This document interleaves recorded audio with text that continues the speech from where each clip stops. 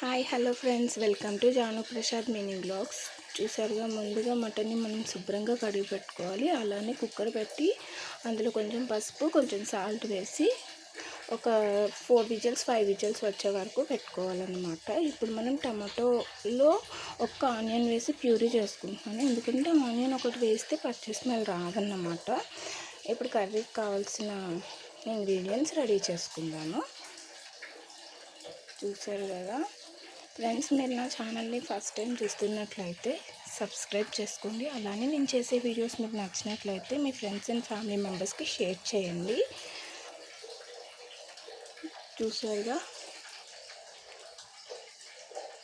Pan పెట్టుకున్నామా, అందులో onions మనం పెట్టుకున్న మసాలాలన్నీ వేయించిన తర్వాత బాయిల్ చేసుకున్న మటన్ వచ్చి అందులో వేసుకోవాలి. ఇది కూడా కొంచెం బాగా వేయించుకోవాలన్నమాట.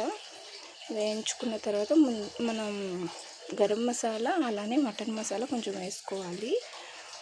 అది కొంచెం కలిపేసి మనం ముందుగా పెట్టుకున్న టమాటో ప్యూరీ వేసుకోవాలన్నమాట.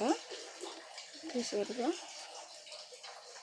ఇప్పుడు మళ్ళీ మనం అది వేగింది కాబట్టి కొంచెం సాల్ట్, ధనియాల పొడి, కారం, గరం మసాలా, మటన్ మసాలా కూడా వేసుకున్నాము.